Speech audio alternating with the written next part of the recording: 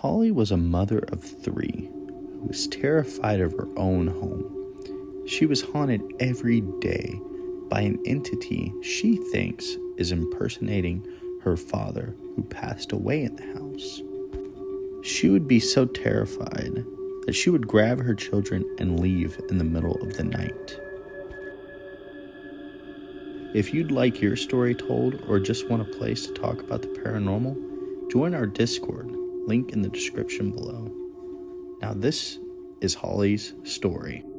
Now Holly grew up in this house. Her family purchased it in 1990. The home was built in the 1970s, so it was fairly new. Holly was very excited. She was only 10 years old at the time, but something her mother and father did not tell her was a boy at the age of 16 had passed away in the home 5 years prior. Now, under Louisiana law, when you purchase a home, the prior owner is legally required to disclose any passings that have happened on the property. So, Holly's parents were fully aware of what they were buying.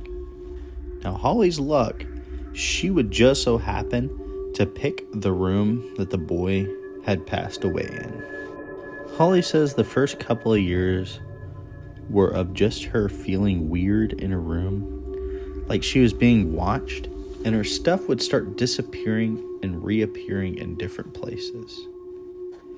She didn't think too much of it because she was only 10 and did not know of the passing of the home at the time.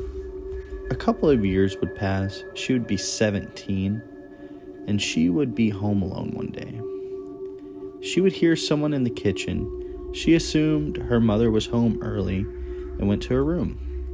A few hours later, though, her mother would knock on her door and ask her why she opened every cabinet in the kitchen.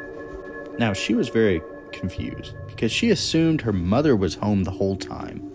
She brushed it off, figured someone had just left a few cabinets open, so she walked in the kitchen with her mom and saw every single cabinet door was opened. She would tell her mom that she had heard someone in the kitchen and explained that she thought it was her mother.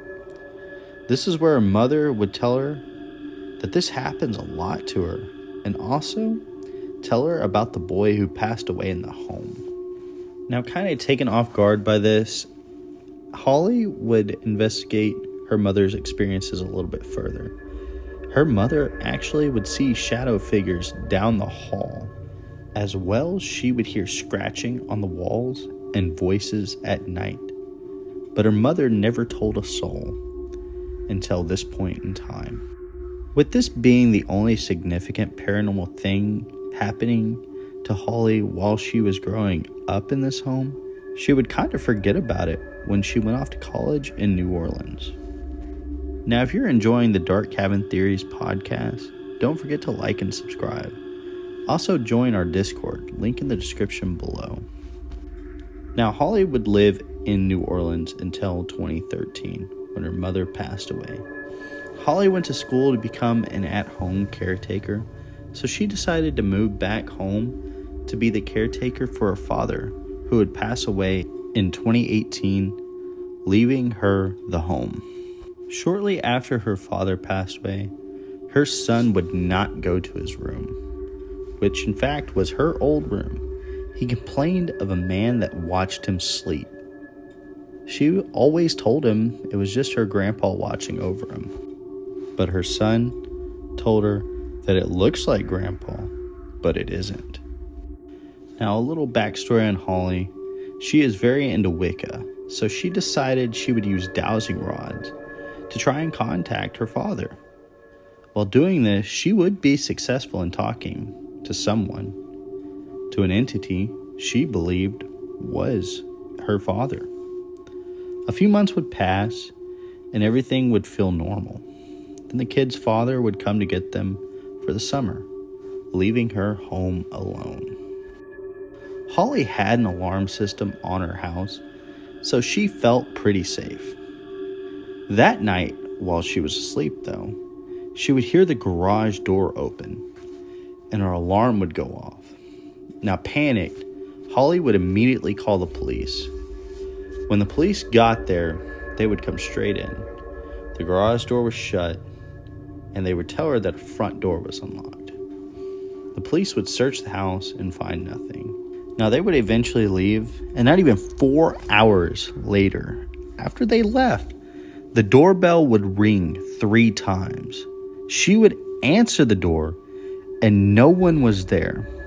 She would also notice the door was unlocked again. The very next morning, she saged her home, opening all the doors and windows. She would expel the spirit, or so she believed, because she would not experience any activity for another week, until she was cleaning the house and listening to music. When a figure down the hall caught her eye, she describes it as a silhouette of her father, but completely black. This would scare her so bad that she would invite her best friend to stay with her while her children were gone. Now, everything would be calm for a little bit. It was about 3 or 4 days. That's when her friend was in the living room watching TV before falling asleep, because she was staying in the living room. When she turned the TV off, she could see in the reflection down the hallway. Her friend said that she felt drawn to stare at the TV and could not move. Then all of a sudden, she says she saw a black figure appear in front of Holly's bedroom door.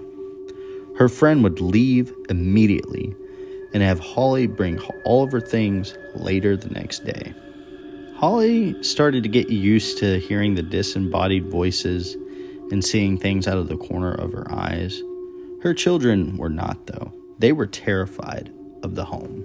Her oldest constantly said he's always seeing a man in his closet, staring at him. Her younger two, though, have not yet seen anything, but they have heard voices. The night Holly says was the scariest was the night before everybody headed back to school in 2022. That night, Holly would tuck her 2 youngest into bed and go to her oldest son's room and tuck him in. While she was in there, her oldest son started screaming and said he saw red eyes coming from his closet. She would turn around and watch his bedroom door open and close. That's when she would hear her other 2 children scream. They were yelling for Grandpa to leave them alone.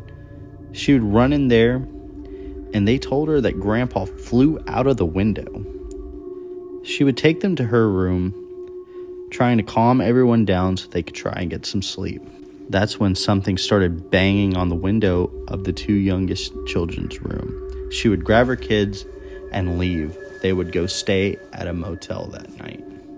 Now, believe it or not, Holly still lives in this home till this day. She still experiences paranormal activity. So what do you think? Have you ever lived in a haunted house? Comment down below. Also, don't forget to like and subscribe. Thank you for watching.